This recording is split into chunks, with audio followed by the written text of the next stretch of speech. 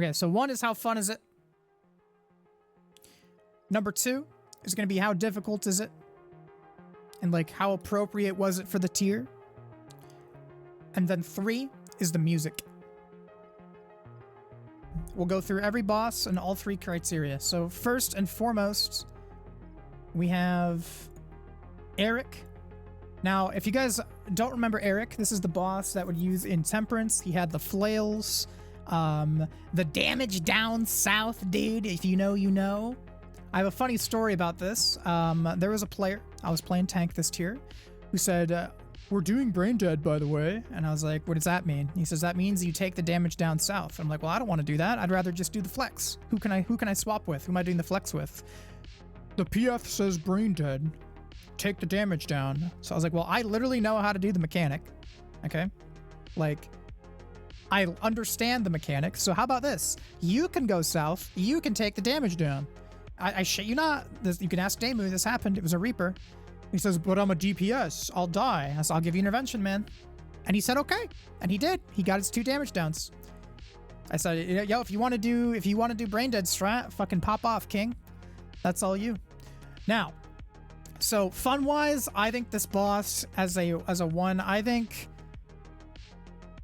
this boss was pretty okay for an intro to Savage. Because this got a lot of new players into raiding where it was difficult enough for like new beans that hadn't really tried extremes, and it wasn't so difficult to the point that it dissuaded people from continuing to play. So regarding fun, I think it was like okay for a first turn. The music I thought was pretty shit, personally. I didn't really like the music at all. And how difficult was it? I think Intemperance is a pretty acceptable first turn mechanic as far as like how difficult it gets. Same with Shackles. I think Shackles teaches players how to read debuffs, and so for that, I think it's actually a very productive, like, this is a good fight, because this teaches new players how to do Savage mechanics, and I think this is a very fruitful addition to the raid tier. Even though it's pretty forgettable, I think what it represents and what it accomplishes is actually really good. I can't really say too many bad things about this fight other than what PF did with its strats. Like the damage down thing was obviously fucking stupid, but like it is what it is. Hippo is actually one of the bosses I like the most, so I'm actually putting an A tier. The reason why, a lot of people hate this boss. A lot of people hate Hippo.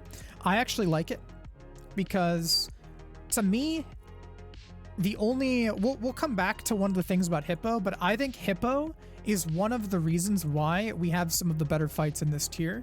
Because there's no positional requirement on it. I'm not saying all positionals are bad, but having no positional requirement means that they have a lot of agency to make mechanics that you can use the entire arena and not feel like you're getting screwed.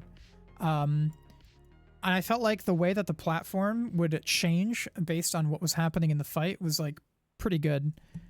And like not the same way that P7 did it. Because I don't know, it just felt like a very good, I don't know, just the way that the arena changed was really fantastic to me, and I really liked it. I also thought that it had like an appropriate amount of difficulty for a second turn, so I thought it was pretty fun. I thought the music was shit. Again, I didn't like the music at all, but all in all, I do think that this fight paved the way for future fights to be good. So I thought this was cool. Phoinix, honestly, I think this fight was I'll put it in C tier. I was going to put it in D tier, but like I will admit some of the mechanics were like kind of fun. Like Fountain was cool. Flames of Asphodelos was cool. The problem with this thing is I feel like that whole like macro cheese just kind of shows like how scuffed this fight felt. It just felt scuffed across the board. I don't know why. Like the ad phase felt kind of... The dashes, like, I guess were kind of cool because they kind of teach you for, like, some stuff in P12. But I mean, obviously there's the orange meme regarding this fight, but I just wasn't a fan of Phoinix. Should be disqualified because of the arena. I actually thought the floor geometry and, like, the stuff on the floor was actually kind of useful. Like, I liked the arena, like, floor. I didn't like the entire environment, dude. But the fun, yeah, I think it's pretty low as far as, yeah, it is kind of low because it's not fun. The music's trash. You get a headache looking at it. but some of the mechanics were kind of good. So it's either bottom of C or top of D, because like Fountain was a good mech. The plume spreads was like, it was a pretty good third turn as far as like execution is concerned, because I don't know, it's D tier. Fuck it. Next is our man Hesperos. I thought Hesperos was, I'll put it at B tier. Now, the reason why I'm putting it at B tier is I didn't really find these mechanics terribly fun to resolve. Because if you think about it, you do the initial rot mechanic, which was like kind of okay. Pinax was pretty cool. Like, it's not a bad mech, don't get me wrong. Like, Pinax is fun, but nothing stood out to me in Hesperos. It wasn't bad, but it was also kind of forgettable, I feel.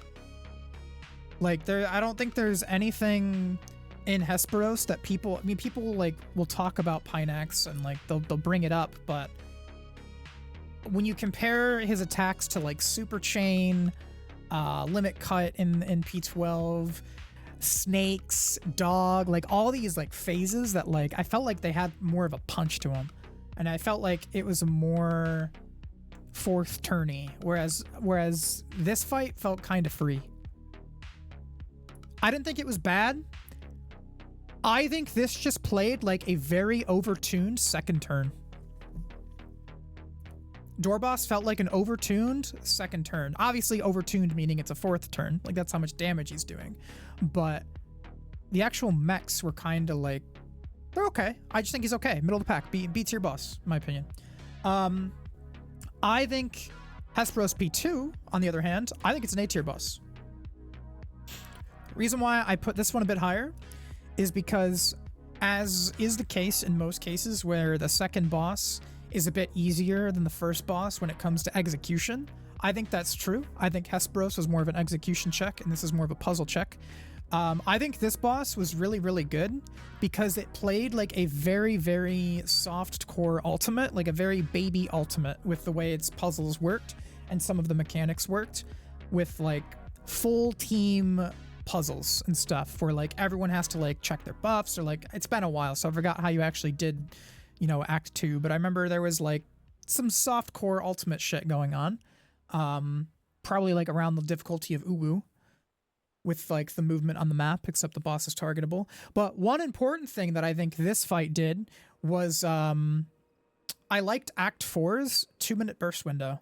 It was really memorable for me because on week 1, you did not have the liberty of delaying your 2s, meaning you had to send that shit off cooldown, and Act 4 was a very like aggressive 2-minute burst window that would fuck you up, and you had to really think about it, and like it was a good, like, you had to burst there, and that mech was arguably the toughest, I think, making sure everyone's rotating in the right direction, topping the people that get hit before that raid wide, as well as the finale I thought was a really good heal check, as well as brain check on your DPS and tanks, because using personals was really good in the soft and rage. Tank myths were really good. There's a lot of skill expression for people using their personals here. So I think this fight was good in a sense that it is a good stepping stone prepping people for DSR, which was the ultimate that came out after this. So I give this an A tier boss, same as Hippo, because the long-term benefits of these two bosses was really impactful, I think.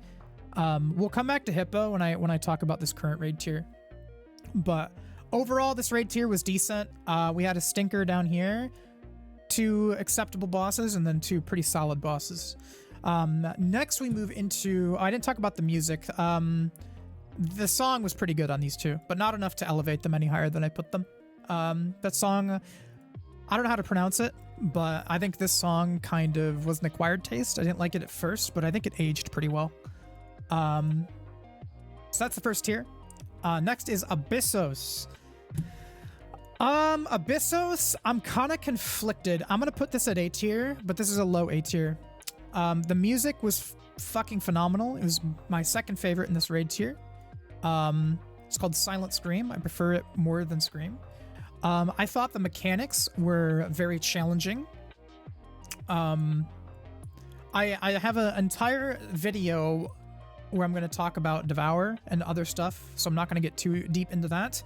The only gripe I have with this fight is I like how difficult it was. I think some of the mechanics were very productive with teaching raiders how they need to think, namely the priority spots of like northeast clockwise and northwest counterclockwise, stuff like that. Those are great building blocks for players in the first turn. I do think Devour is kind of out of place in the first turn, and I do think that I dock some points on it, and that's what stops it from being a high A. I don't think Devour is a bad mechanic. In fact, far from it. I think it's a great mechanic. I just think putting impassable walls for casual players in first turns is a bit dangerous, and I think Devour was on the line, but I don't think Devour crossed that line. It was close, though. I still think it was like acceptable, but I'm kind of like eyeing them after Devour, and I think when we get into talking about Kokytos, we'll finish that thought. But overall, solid music. I thought this fight was a blast. I think the types of mechanics you got in the first turn were approachable for new players and also fun for hardcore players. Second turn of this tier was this creature. Honestly, I probably get flack for this, but I don't like Scream that much. I don't like the vocalized version of this song. Now, that's probably because I've listened to it way too many times. But overall, I thought this boss was pretty bad. This boss kind of sucked.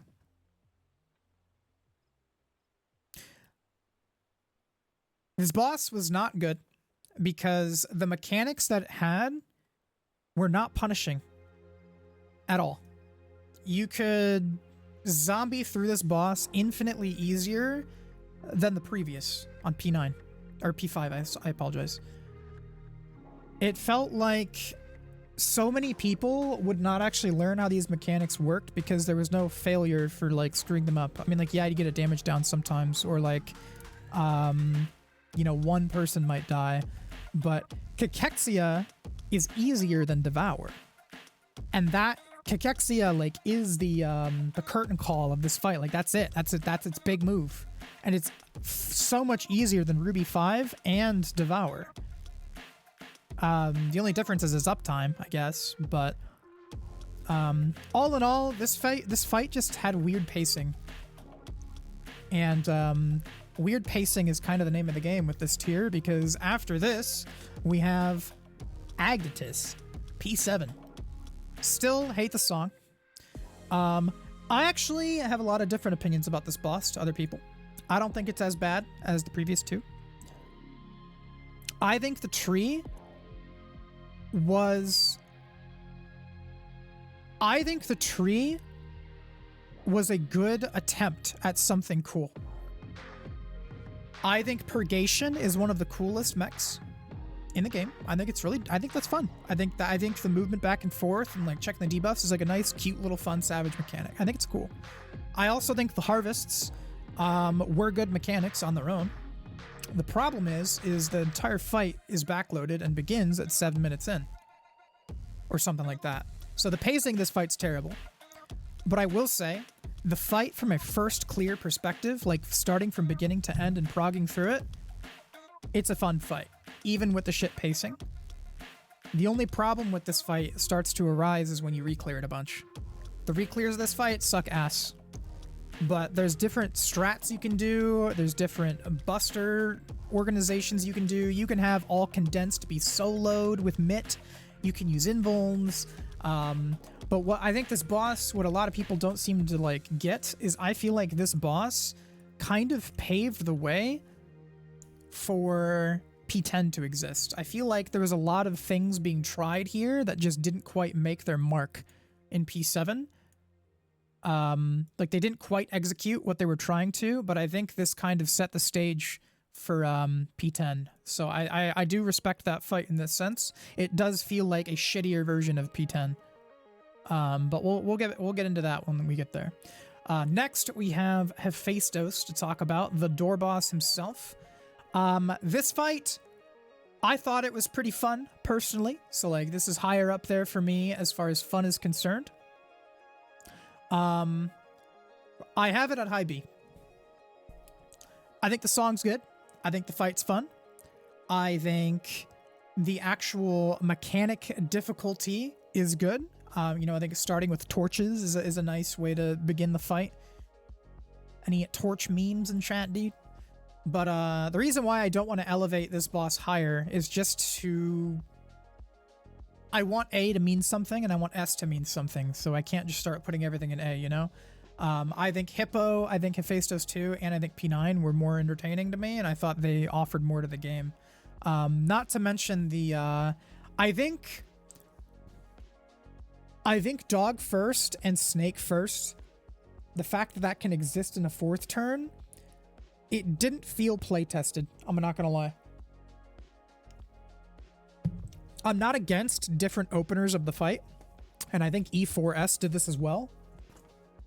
And I think there's something to be said for being able to adjust your rotation on the fly. And I know people did indeed figure out how to get full uptime on Dog first. But the fact that there can be such... Basically in week 1, our group found it significantly more difficult to keep our 2 minutes potent and aligned if it was Dog first. There was a burst in there that was pretty tough on week 1 that would not happen on Snakes first. Snakes first, the boss is just standing there during your 2-minute windows. And so if you got Dog first, your 2-minute window was more contested. And now some people might see that and say, oh, that's just get good, that's skill expression. Like, yes, like, and certainly these are means of skill expression, but what the fuck does it matter if people just reset if Dog anyway? Like, the people that are saying that, like, oh, that's really good fight design, it's like there's a different burst window, or like the mechanics, you do a different strat to that way you can keep bursting, whereas in Snakes you're always getting free bursts. There's that, plus the Enrage was just a couple seconds longer, I think, on Snakes too, so you just like had an advantage if you got Snakes. Anyway, point being, I'm fine with them doing a Snakes first, Dog first type thing, but I feel like they should put more of an effort to make sure everything lines up the same.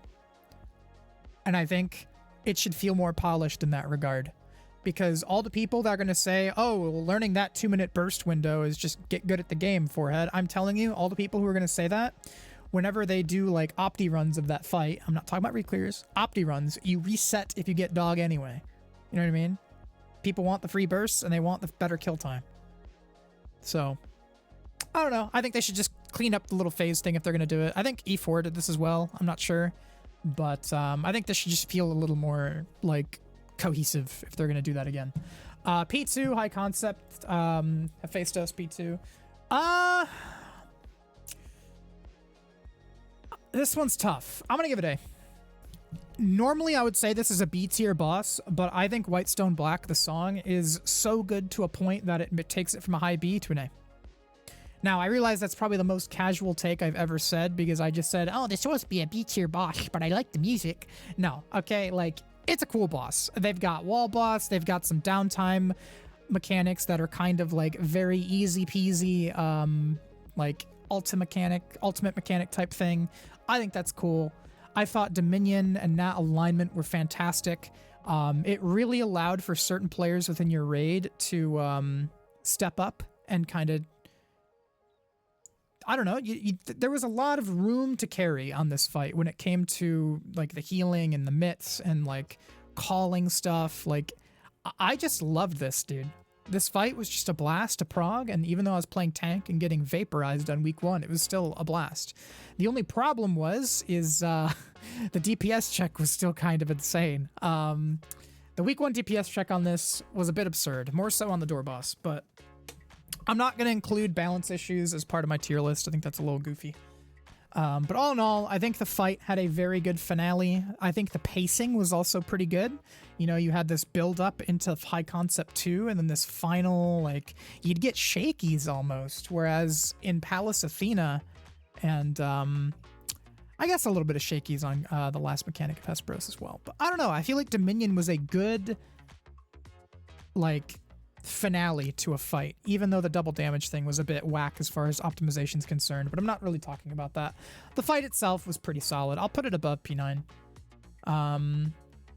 Hippo's definitely staying there. Let's double check these. Yes, this looks correct. I think Phoinix is better than her, yeah. All right, next, we're moving into Anabasios, or however you say that cursed word. Start off with Kokytos. Now, Kokytos, I like this boss. I'm really conflicted about this because I have an entire video that I'm going to dedicate to this boss and why I think it's a problem. But I have a big problem with Levin Strike, and I think it's really I'm not going to go into it now, but it's basically similar to what I said about Devour, where there's like a line that I don't think they should cross in a first turn as far as punishing mechanics go. And the quick version is Kokytos does a very poor job teaching new players important like mechanics. Like the element shit's fine, but Levin Strike is so unintuitive with the way it displays information for new players, as well as instantly killing them and they don't even know if they fucked up or not. Like, I'm not saying they need to make this game easier forehead. I'm all for hard content. I loved how hard this tier was mechanically. It was fucking blast. But when it comes to a first turn, having a mechanic like Levin Strike, which is like more punishing than anything in 10 and 11, put this in a third turn. You know what I mean? Or like the end of a second turn. I've watched so many streams of casual players getting into Savage the first time, and they never made it past 11 after 10 plus hours. And I know, get good, but like, yeah, okay. But if we put these types of walls in a first turn, like, what are we doing? You know what I mean? Like, I feel like Letter of the Law, that level of execution would be far easier for Beans than Levin Strike. Obviously, they're going to get their ass kicked by it a bit, but like, if you fail a tower because someone's not in it, you're not fucking dead. You know what I mean? Keep trying. You know what I mean?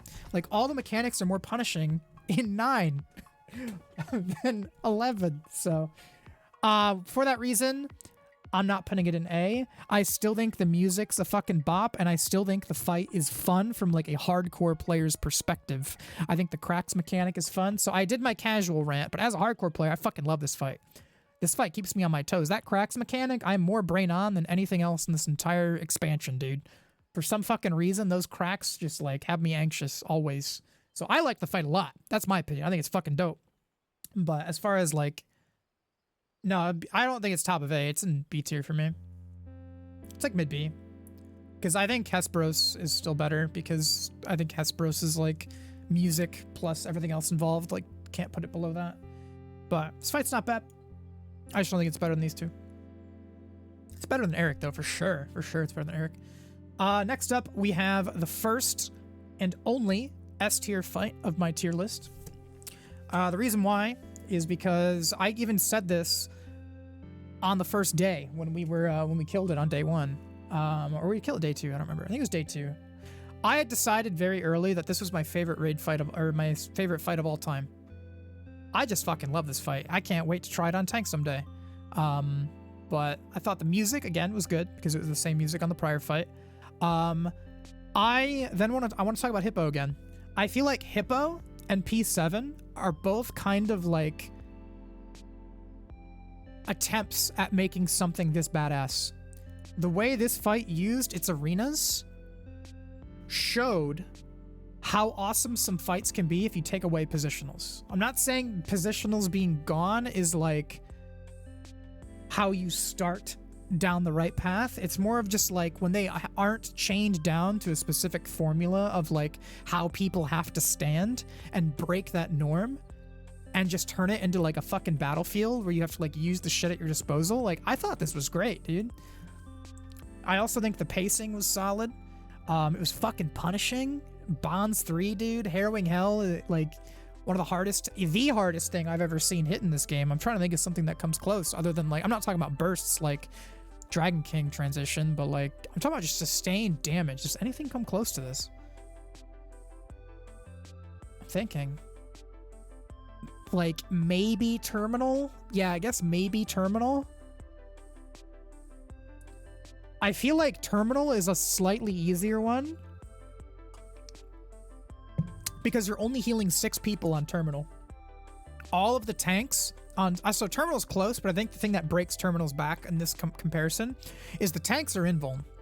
because they're getting the party healing that everyone's receiving during raid wides, and party healing on a tank is fucking good enough. They're good. They're full health. You know what I mean? I mean, the main tank might be getting autoed, but I've never seen a tank get low on terminal. It's always like a fizz who drops, a healer, or a caster.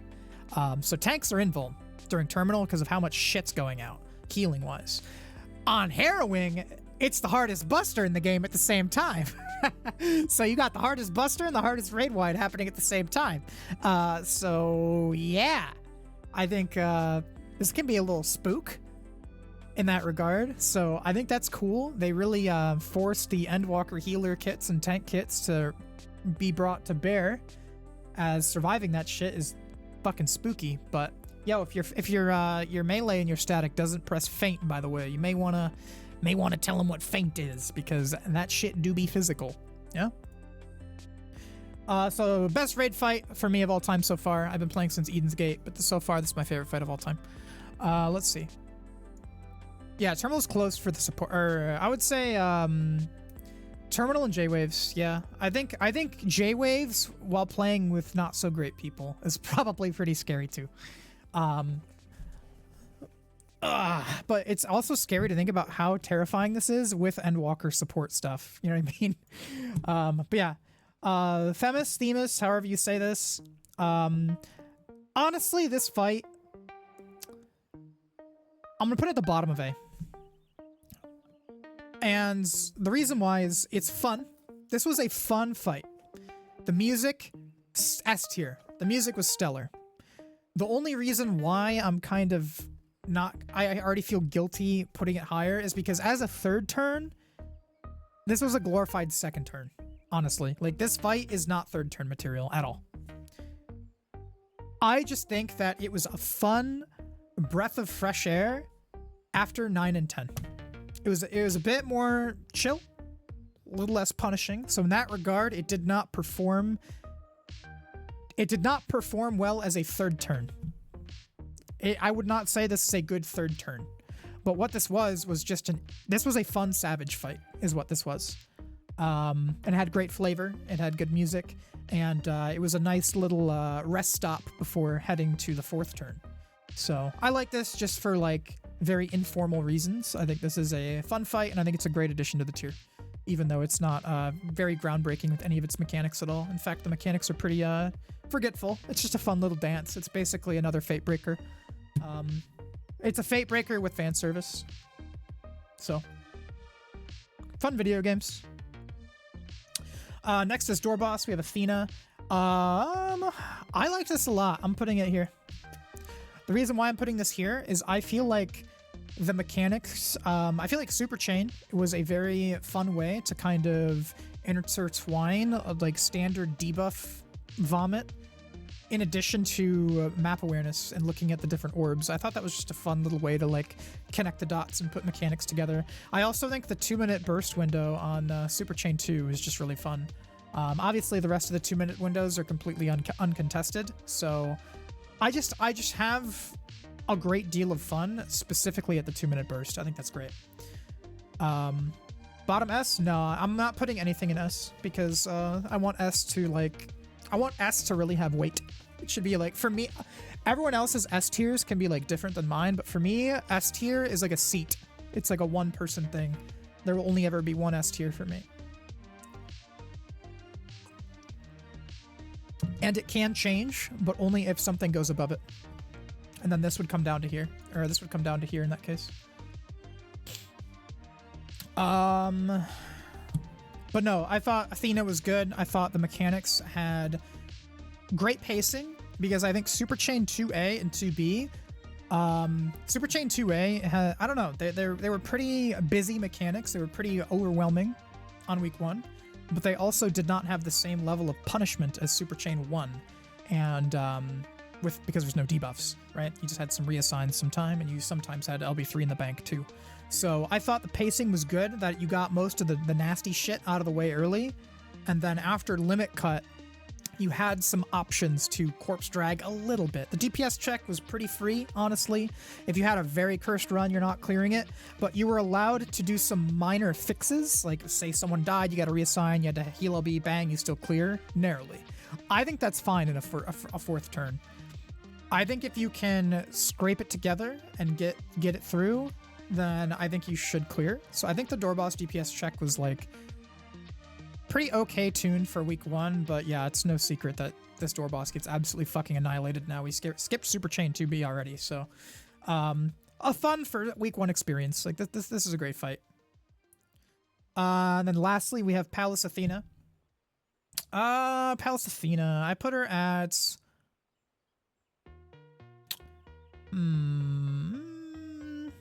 top of B. I think Pallas Athena gets dragged down by that godforsaken song, dude. The song is not completely terrible. I don't like it for starters, but it's also really short, which means you hear the same motif over and over and over and over again. So I turned my music off pretty quick fighting this boss. And I don't do that often, so that's why it's really getting penalized by that. But obviously I'm not going to put it here just because of the song. I just wanted to bitch for a bit about that. But other than that, I thought that the mechanics were similar to standard second boss of Final Turn, where it's more puzzly rather than execution. I thought classical concepts was fun. Obviously the bug on Caloric 1 week 1 really hurt it, and it made me have a bad taste in my mouth regarding Caloric. So now that it's functioning, I guess I enjoy it a bit more. But I can't really praise this boss too much because at the end of the day, it is just like a few puzzles in a row. The best thing going for this boss is actually its 2-minute burst windows. Obviously, a lot of people that are clearing this boss and farming it at this point are aware at how contested the 2-minute burst windows are. So theoretically, you could delay your buffs and you wouldn't lose a use once your kill time is better. But anyway, point is, the fight makes you burst at very inopportune times. So you have to learn how to burst and solve mechanics at the same time. Honestly, because of that, I'm going to put it at bottom of A. The fact you have to do bursts during mechanics is actually pretty cool to me. Namely, Classical Concepts 1 as well as Pangenesis. Those mechanics, doing a burst during them, just as enjoyable, and I think it has some skill expression there, and sure, once people are doing their reclears, it's free, but like, it made progging more interesting, so I enjoyed this element of prog, is learning how to do bursts during these mechanics, so that's why I actually have elevated it from B. It felt more welcome than the dog first thing, so overall, I'm pretty happy with this list. So if you guys have different opinions, do feel free to let me know what you think. And this is fun to do. And we'll do another one at the end of next expansion in 3 years. So neat. Looking forward to that. But yeah, I'm pretty happy with this list. Yeah, not bad. P10, best fight.